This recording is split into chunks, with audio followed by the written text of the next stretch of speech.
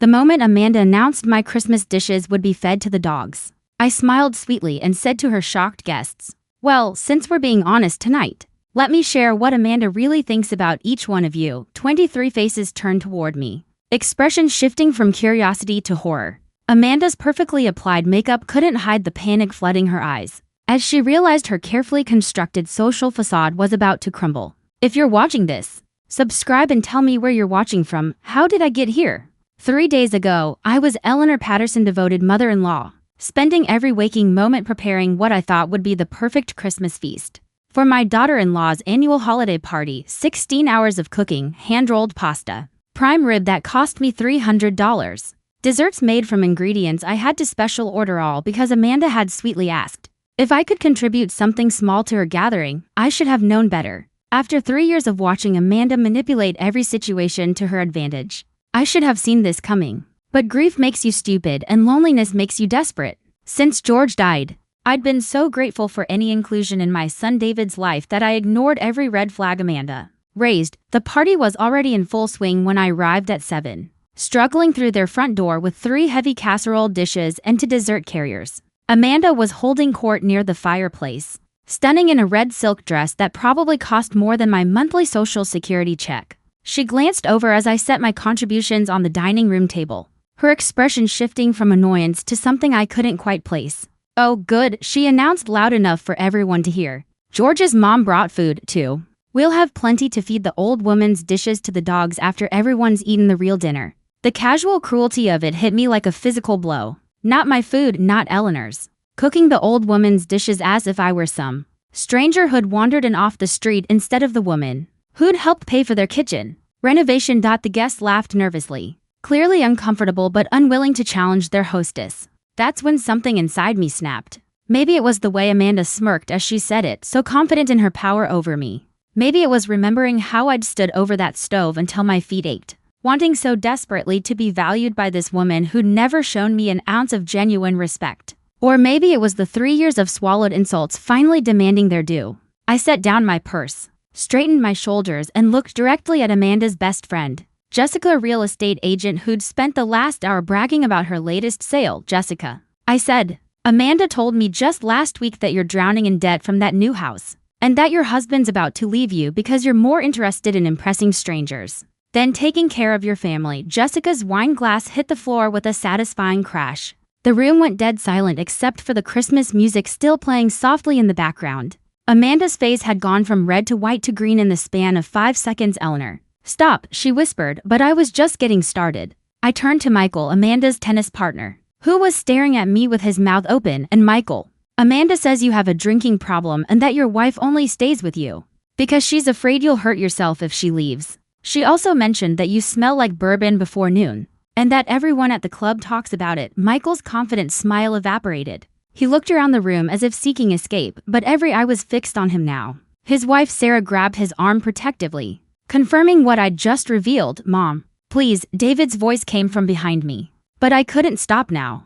3 years of being the convenient target for Amanda's cruelty had built up like pressure in a steam engine. I moved to Karen and Steve, the couple Amanda always invited because they threw the best parties in the neighborhood. "Karen," I said, "Amanda thinks your marriage is a joke. She told me you only stayed together for appearances and that Steve's been having an affair with his secretary for 2 years. She says everyone knows except you." Karen's perfectly composed expression cracked. "What? And Steve?" I continued, feeling almost lightheaded with the power of speaking the truth. "Amanda says you lost most of your retirement money on bad investments, and that's why Karen had to go back to work. She thinks it's hilarious that you pretend to be successful when you're both drowning financially." The party was disintegrating before my eyes. Couples whispered urgently to each other, some heading for the door, others demanding explanations. Amanda stood frozen in the center of it all, watching her carefully curated social circle implode. But I wasn't finished. Robert and Linda, the older couple from down the street, were backing toward the exit when I addressed them directly. "Amanda calls you to the ancient boring couple," I said, "and says you only get invited to things out of pity. She told me last month that watching you eat makes her physically ill, and that she hopes you move to a retirement community soon." Linda's eyes filled with tears. They'd been neighbors for 8 years, always ready to help with yard work or accept packages when no one was home. Now they knew exactly what their kindness had earned them. "That's enough. David finally found his voice, moving between me and his wife. Mom, what's gotten into you? I looked at my son, this man I'd raised to be kind and honest, and saw him preparing to defend the woman who had just publicly humiliated his mother. What's gotten into me, I said. Is 3 years of watching your wife treat me like garbage while you pretend not to notice. Amanda finally found her voice, though it came out more like a squeak than her usual confident tone. Those are private conversations taken completely out of context, are they? I asked sweetly, because I remember them quite clearly, word for word actually. The remaining guests were gathering their coats with the desperate efficiency of people fleeing a natural disaster. Amanda's carefully planned Christmas party, the social event she'd been organizing for months, was collapsing faster than a house of cards in a hurricane. David looked between his wife and me with the expression of a man watching his life explode in real time. Amanda, is this true? Do you really say these things about our friends? David, you can't seriously believe, Amanda started, but Dr. Peterson, their family dentist, interrupted her. Actually, I've heard her say similar things, he admitted quietly. At the Hendersons' barbecue last summer, I thought it was just harmless gossip.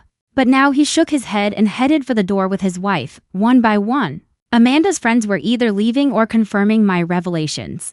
The beautiful Christmas decorations that had taken her weeks to perfect now looked garish and overdone in the empty spaces left by fleeing guests. How could you know all of this? Amanda demanded, her voice rising to a near shriek. How could you possibly remember every conversation? I smiled at her, feeling lighter than I had in years. Oh, honey, that's the thing about being dismissed as a useless old woman. People forget I'm even in the room. You've been saying these things right in front of me for 3 years, always assuming I was too stupid or too grateful to pay attention. The truth was even more satisfying than I'd hoped. I pulled out my phone and held it up so she could see the screen. And I've been recording our conversations for the past 6 months. Amazing what you learn when you start paying attention to how someone really talks about the people in their life. David stared at the phone in my hand as if it were a weapon. You've been recording us? Not us, sweetheart, I said. Her every coffee date, every shopping trip, every time she called to complain about your friends, your neighbors, even your coworkers. I have dozens of hours of Amanda explaining exactly what she thinks about everyone in your social circle. Amanda lunged for my phone, but I was ready. I wouldn't do that if I were you. This is just one copy. I've got backups in several very safe places. The few remaining guests were openly gawking now. Phones appeared as people started recording this meltdown for their own social media channels. Amanda's reputation as the perfect hostess was being destroyed in real time, and everyone wanted evidence. Get out, Amanda whispered, her voice shaking with rage. Get out of my house right now, gladly, I said, collecting my purse. But Amanda, the next time you want to serve my food to your dogs, you might want to make sure you know exactly who you're dealing with. I walked out of that house, feeling like I could fly. Behind me, I could hear Amanda screaming at David, demanding he choose between his wife and his mother. For the first time in 3 years, I wasn't worried about his answer. My phone started ringing before I'd even made it to my car. Text messages poured in from numbers I barely recognized. Apparently, several people at the party had shared videos of Amanda's meltdown on social media, and the story was spreading faster than I could have imagined. The first call was from Jessica, the real estate agent whose marriage I'd exposed. Instead of anger, her voice was filled with something I hadn't expected, gratitude. Eleanor, I need to thank you, she said, barely holding back tears. You just saved my life. I had no idea people knew about our problems, and I certainly didn't know my own friends were gossiping about my marriage falling apart. Jessica, I'm sorry if I hurt you, but no, you don't understand. Mark and I talked for 4 hours last night. Really talked for the first time in months. We're going to counseling and we're going to figure this out. But if I'd kept pretending everything was fine while people like Amanda were laughing behind my back, she wasn't the only one. Over the next days, I received similar calls from Michael, who was checking himself into rehab, and Karen, who was finally confronting her husband about his affair. Even Robert and Linda called to say they were glad to finally know where they stood with their neighbors. Not everyone was grateful, of course. David showed up at my apartment on the third day, his face drawn with exhaustion. Mom, you destroyed Amanda's entire social circle. She's barely speaking to me, and the kids are asking why Grandma made Mommy cry. I poured him coffee from the pot I had just made, noting how he automatically sat at my kitchen table the way he had as a child when he was upset. David, I didn't destroy anything. I just revealed what was already broken, but why now? Why did you have to humiliate her in front of everyone? I set his mug down carefully, buying myself time to find the right words. Because for 3 years, I've been trying to earn a place in your family by being useful. Cooking, cleaning, babysitting, lending money. And every single time, Amanda made it clear that I was a burden she tolerated for your sake. David winced. He knew it was true. That night, when she called my food dog food in front of a room full of people, something broke in me.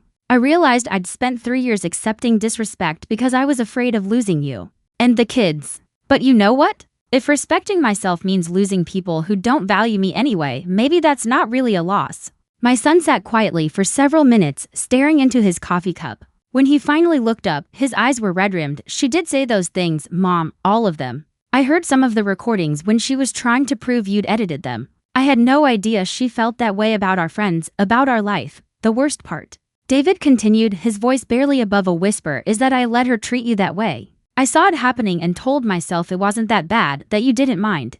That it was just her personality. I reached across the table and took his hand. Sweetheart, you can't control what Amanda does, but you can control how you respond to it. She wants me to cut contact with you completely. She says this was an unforgivable betrayal and that she'll never feel safe around you again. The words hurt, but they didn't surprise me. Amanda had always been an all-or-nothing person when it came to control. And what do you want to do? I asked. David was quiet for so long, I thought he wasn't going to answer. Finally, he said, I want my kids to know their grandmother. I want them to learn how to cook from you the way I did. I want them to understand that family doesn't get to treat each other like garbage. Just because they think they can get away with it. Relief flooded through me. Though I was careful not to show it. That's going to be hard on your marriage, maybe? But you know what I realized listening to those recordings? Amanda doesn't just talk about you that way. She talks about everyone that way, including me. When she thought you weren't paying attention, she spent 20 minutes telling her sister how I'm getting fat and boring, and how she could have done so much better. That surprised me. I'd always thought Amanda genuinely loved David, even if she treated everyone else poorly. I'm sorry, honey, don't be. I needed to hear it. I've been so focused on keeping peace that I never noticed I was living with someone who doesn't actually respect me. We talked for another hour about his marriage, the kids, and what came next. When he left, he hugged me tighter than he had since he was 12 years old. Mom, I'm proud of you for standing up for yourself. It took courage to do what you did. After he left, I sat in my quiet apartment thinking about courage. Was it courageous to finally speak up after years of abuse? Or was I just an old woman who'd finally reached her breaking point? My phone buzzed with another message. This one was from an unknown number. Mrs. Patterson, this is Linda Morrison from Channel 7 News. We'd love to do a story about your Christmas party confrontation. Several viewers have sent us the videos, and we think it represents something important about family dynamics and standing up to bullies. A news story about me. 6 months ago, the thought would have horrified me. Now, it felt like an opportunity. I called the number back and agreed to an interview for the following week. If Amanda wanted to paint me as the villain in this story, she was welcome to try. But I had recordings, witnesses, and 3 years of documentation about her behavior. Most importantly, I had something I'd lost somewhere in the fog of grief and loneliness, my voice. The interview aired on a Thursday evening right before the new year. I'd been nervous about how they'd edit my story. But Linda Morrison had been fair and thorough. She'd even tracked down several people from the party who were willing to confirm Amanda's history of cruel gossip. The response was overwhelming. My phone didn't stop ringing for 3 days. Women from across the country called to share similar stories of being mistreated by family members, of being expected to accept abuse in the name of keeping peace. But the most surprising call came from someone I hadn't expected to hear from. My late husband's attorney, Richard Wells. Eleanor, I've been trying to reach you for weeks, he said. I have some documents that George left in my care with specific instructions about when they should be delivered. What kind of documents? Estate documents that were separate from his will. He was very specific that you should only receive them if certain conditions were met. Based on what I've seen in the news, I believe those conditions have been satisfied. George had left me additional estate documents. That didn't make sense. We'd gone through everything after his death, or so I thought. Richard's office was exactly as I remembered it from 3 years ago, all dark wood and legal books. But the documents he spread across his desk were completely unfamiliar. George came to see me about 6 months before he died, Richard explained. He was concerned about how Amanda treated you and worried that after his death, the situation would get worse. He wanted to make sure you had options if things became unbearable. I stared at the papers, trying to process what I was seeing. Trust documents, property deeds, investment accounts I'd never heard of. George had been quietly moving assets for several years, creating a separate trust that Amanda and David knew nothing about. He left instructions that these documents should only be given to me. if I demonstrated the courage to stand up for myself against family abuse. The numbers on the pages made no sense. According to these documents, George had left me not just the modest life insurance policy I'd been living on, but assets worth nearly $2 million. He was monitoring Amanda's behavior toward you for years, Eleanor, Richard continued. He documented incidents, saved voicemails, even recorded some conversations. He was building a case to protect you, but he died before he could put his plan into action. My hands were shaking as I flipped through page after page of evidence. George had known. He'd seen what I was too lonely and grief-stricken to acknowledge. That Amanda was systematically isolating and demeaning me. The trust documents include a very specific clause, Richard said. If David chooses to maintain a relationship with you despite Amanda's demands that he cut contact, the trust remains in your control. But if he allows his wife to completely cut you out of their lives, the trust dissolves and the money goes to charity. George was testing David. He was protecting us both. He knew that Amanda's true nature would eventually be revealed, and he wanted to make sure David had the strength to choose family over convenience. When that moment came, I thought about my son's visit 3 days ago, his decision to stand by me despite his wife's ultimatum. George would have been proud, but there was more. At the bottom of the stack was a document that made my breath catch. A detailed plan for what George called Operation Truth, complete with instructions for documenting Amanda's behavior and strategies for exposing it when the time was right. My late husband had essentially written the playbook for everything I'd done at that Christmas party, right down to the importance of having recordings as evidence. I wasn't just a grieving widow who'd finally snapped. I was carrying out a plan George had designed to save both me and our son from a woman he'd recognized as dangerous long before I was ready to see it. The question now was what to do with this unexpected inheritance and the power it represented. Amanda thought she'd won by driving a wedge between David and me. She had no idea that her victory was about to turn into the biggest miscalculation of her life. 2 days after meeting with Richard, I was sitting in my living room, planning how to use George's unexpected gift when Amanda decided to declare war. The first shot came in the form of a certified letter, delivered by a very nervous-looking postal worker. Mrs. Patterson, he asked, checking his clipboard twice, I need you to sign for this. The envelope was thick, expensive stationery with a law firm's letterhead. Inside was a cease and desist order demanding I stop spreading malicious lies about Amanda Patterson and threatening legal action if I continued my campaign of harassment and defamation. I had to laugh. After 3 years of Amanda's psychological warfare, she was now claiming to be the victim because I'd finally fought back. The timing was particularly amusing since I hadn't spoken publicly about her since the TV interview. My phone rang an hour later. David's voice was strained, exhausted. Mom, please tell me you're not planning to escalate this situation. What situation would that be? Sweetheart? I asked. Amanda hired a lawyer. She's talking about suing you for damages to her reputation and emotional distress. She claims you've been systematically trying to destroy her life for months. I looked at the legal documents spread across my coffee table, George's carefully organized evidence of Amanda's behavior, and smiled. Well, that's interesting, because I've been doing some legal consulting of my own. What does that mean? It means your wife picked a fight with someone who's much better prepared for battle than she realizes. The next morning, I called Richard Wells and asked him to recommend a litigation attorney who specialized in harassment cases. Within hours, I was sitting across from Patricia Morrison, a sharp-eyed woman in her 50s who had built a reputation for taking down bullies in court.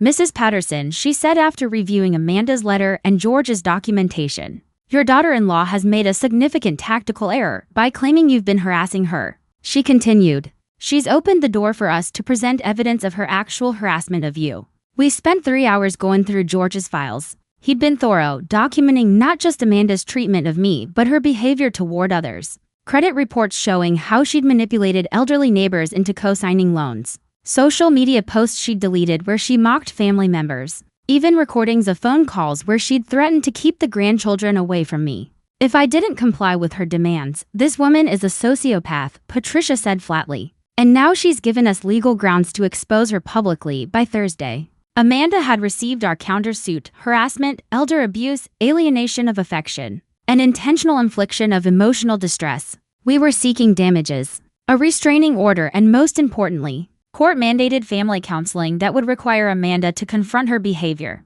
under professional supervision. David called that evening, his voice shaking with something between anger and desperation. Mom, what are you doing? Amanda's talking about leaving, taking the kids, and moving back to her mother's in California. David, I have something to tell you about your father's estate. It's going to change how you see this entire situation. I drove to David's office the next morning with a briefcase full of documents that would reshape his understanding of everything that had happened since George's death. My son looked like he'd aged 5 years in the past week. His usually neat appearance was disheveled and tired. Mom, before you say anything, I need you to know that Amanda's threatening to take the kids and disappear if this lawsuit continues. She says she has relatives in Canada who would help her stay hidden. I set the briefcase on his desk and opened it slowly. David, your father spent the last year of his life protecting us from exactly this situation. He knew Amanda would eventually show her true nature, and he prepared for it. For the next hour, I walked my son through George's documentation, the financial abuse, the manipulation tactics, the systematic isolation of family members who didn't serve Amanda's purposes. David's face grew paler with each revelation. Dad knew all this. Why didn't he say something? He asked. Because he knew you wouldn't have believed it until you were ready to see it yourself. I said. George understood that Amanda's control over you was psychological, and breaking it would require you to witness her behavior firsthand. The most damaging evidence was a series of emails between Amanda and her sister discussing how to manage me after George's death. They'd planned to gradually isolate me from the family, while extracting as much financial support as possible. There were even discussions about having me declared incompetent, so they could access my bank accounts. She was planning to have you committed? David asked, horrified. Yes, once she'd gotten everything she could from me financially, and I became too much trouble to manage, I said. David sat in stunned silence, processing the betrayal. His wife hadn't just been cruel to his mother, she'd been systematically plotting to destroy me, while pretending to care about family unity. There's more, I said gently. George hired a private investigator to look into Amanda's background before your marriage. He was concerned about some inconsistencies in her stories about her past. The investigator's report painted a picture of a woman who had left a trail of damaged relationships across 3 states. Amanda had been married before David, a fact she'd hidden from him. She'd also been involved in an elder abuse case in Colorado, where she'd convinced an elderly man to change his will in her favor shortly before his death. She's done this before. Multiple times, I continued. George found evidence of at least 4 elderly people she'd manipulated into giving her money or property. The Colorado case was dropped when the man's family couldn't prove manipulation. But the pattern was clear. My son looked like he was going to be sick. The kid's mom. I can't let her take the kids. She won't, I said firmly, because now we have leverage she doesn't know about, and we're going to use it to ensure she never has the power to threaten this family again. Patricia had already filed an emergency motion to prevent Amanda from leaving the state with the children, citing the evidence of her pattern of manipulation and the ongoing legal proceedings. But that was just the beginning. David, your father left you something else, I continued. A trust fund for the children's education and future that Amanda can't touch. But it comes with conditions designed to protect them from exactly this kind of situation. The next few days were a whirlwind of legal maneuvering that left Amanda scrambling to maintain control of a narrative that was slipping away from her. Patricia had been ruthless in her filings, presenting evidence of Amanda's manipulation, tactics and language that made it impossible for any judge to ignore. Amanda's response was predictably dramatic. She called a family meeting, demanding that David's siblings choose sides in what she characterized as an attack on their family by a bitter old woman who couldn't accept that her son had moved on with his life. I wasn't invited to this meeting, but David called me afterward with a report that was both satisfying and sad. Mom, he said. She tried to get Jennifer and Michael to sign a statement saying, "You've always been difficult and that this lawsuit is frivolous." She wanted them to testify that you've been jealous of our marriage from the beginning. Jennifer and Michael were David's siblings, both of whom had remained carefully neutral during my 3 years of conflict with Amanda. They had their own families to worry about and had always taken the path of least resistance when it came to family drama. And what did they say? I asked. Jennifer asked to see some of the evidence. When Amanda couldn't produce anything to support her claims, and Jennifer saw some of Dad's documentation she refused to sign, Michael did the same. More importantly, Jennifer revealed something that cast Amanda's behavior in an even darker light. She told me that Amanda had approached her last year about having you declared incompetent. David said, she wanted Jennifer to support a claim that you were showing signs of dementia and couldn't be trusted to manage your own affairs. The manipulation had been even more extensive than we'd realized. Amanda hadn't just been planning to isolate me socially, she'd been laying groundwork to have me declared mentally unfit so she could control my finances and medical decisions. There's something else, David continued, Jennifer said. Amanda has been telling people for months that you've been acting erratically, forgetting conversations, repeating yourself. She's been building a case for incompetency for almost a year. The calculated cruelty of it took my breath away. While I'd been grieving my husband and desperately trying to maintain a relationship with my family, Amanda had been systematically destroying my reputation and credibility in preparation for a legal assault on my independence. But Amanda had made one crucial mistake. She'd underestimated both George's foresight and my willingness to fight back when cornered. That evening, Patricia called with news that changed everything. Eleanor, Amanda's first attorney, has withdrawn from the case. Apparently, when he realized the extent of the evidence against her and the pattern of behavior we've documented, he decided he didn't want to represent her. What does that mean? I asked. It means she's scrambling to find new representation, and any competent attorney who reviews this case is going to advise her to settle quickly and quietly. She's in a much weaker position than she realizes. The weakness in Amanda's position became apparent when David came to see me the next day with an unexpected proposal. Amanda wants to negotiate. The meeting took place in Patricia's conference room on a gray Thursday morning that felt heavy with the weight of 3 years of accumulated resentment. Amanda arrived with a new lawyer, a young man who looked like he'd rather be anywhere else in the world. I hadn't seen my daughter-in-law since the Christmas party, and the change in her appearance was startling. The confident, perfectly put-together woman I'd known had been replaced by someone who looked desperate and cornered. Her usual immaculate styling had given way to a more subdued look, and there were dark circles under her eyes that makeup couldn't quite hide. Mrs. Patterson, her lawyer began nervously, my client would like to find a resolution to this dispute that serves everyone's best interests. Patricia smiled coldly. I'm listening. What followed was exactly what I'd expected. Amanda was willing to apologize for her behavior and agree to family counseling in exchange for us dropping the lawsuit and agreeing never to discuss her conduct publicly again. That's not going to work, Patricia said before I could respond. Mrs. Patterson has been the victim of systematic abuse and manipulation for 3 years. A simple apology doesn't address the damage that's been done or ensure it won't happen again. Amanda spoke for the first time since entering the room. What do you want from me? I've already lost half my friends because of your little performance at Christmas. My reputation is ruined, my marriage is falling apart. And now you're trying to take my children away from me. I looked at this woman who'd made my life miserable for 3 years and felt something I hadn't expected, pity. She genuinely seemed to believe she was the victim in this situation. Amanda, I said gently, I want you to understand that your behavior has consequences. I want you to acknowledge the harm you've caused and take responsibility for changing it. And I want legal protections to ensure you never have the power to abuse me or manipulate my family again. What kind of legal protections? Patricia opened a folder and slid a document across the table, a binding agreement that specifies exactly how family interactions will proceed going forward. Supervised visitation with the grandchildren initially, mandatory counseling and financial transparency to prevent future manipulation. Amanda's lawyer reviewed the document and whispered urgently in her ear. I could see the moment when she realized how thoroughly her position had been compromised. This is ridiculous, she said, but her voice lacked its usual conviction. You can't dictate how I interact with my own family. Actually, we can, Patricia replied smoothly, because the alternative is proceeding with the lawsuit, which will make all of the evidence we've gathered part of the public record. Given your history of elder abuse in Colorado and the pattern of manipulation we've documented, I suspect that won't end well for you. That's when Amanda made the mistake that revealed just how desperate she'd become. She stood up, suddenly, her chair rolling backward into the wall. You think you're so smart, you old witch, but you have no idea what you're dealing with. I've destroyed better people than you.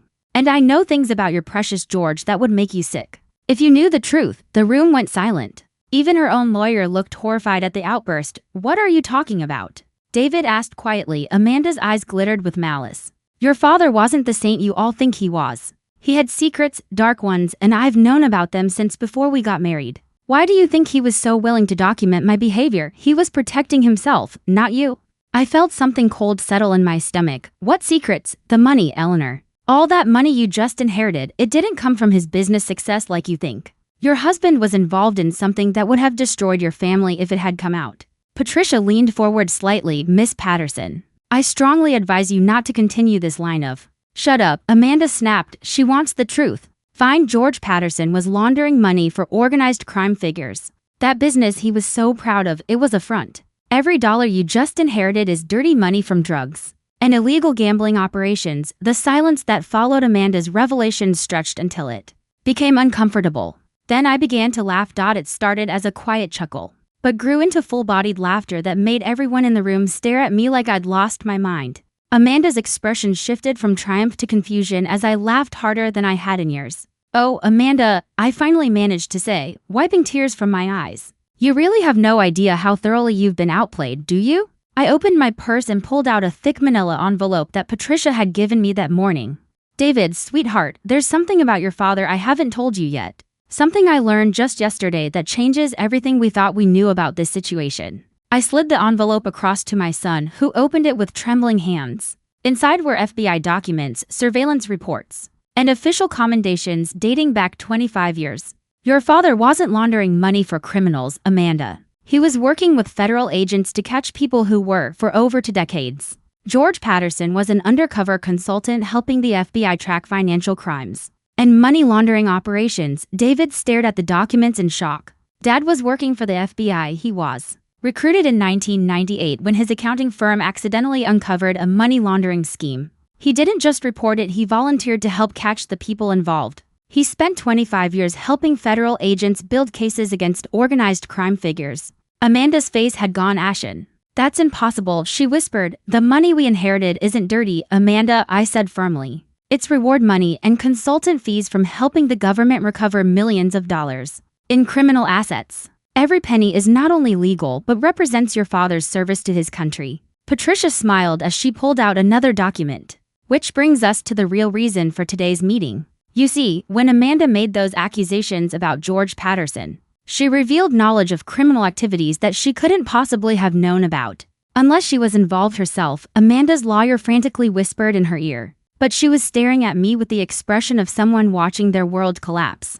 "The FBI has been investigating the Colorado money laundering case that Amanda was involved in 3 years ago. They've been building a case against a network of people who target elderly individuals for financial manipulation. Amanda's name has been on their radar for quite some time." I looked at my daughter-in-law with something approaching satisfaction. "When you threatened to expose George's criminal activities, you revealed that you know details about money laundering operations that only someone involved in criminal financial manipulation would know. You essentially confessed to federal crimes while trying to threaten me." "I never said I was involved in anything," Amanda protested. "You knew specific details about money laundering techniques and referenced criminal organizations that haven't been made public. The only way you could know those details is if you've been part of similar operations yourself," I said calmly. Patricia opened her laptop and turned it toward Amanda. "We've been recording this meeting and everything you've said is being reviewed by federal agents. The patterns of elder abuse, financial manipulation,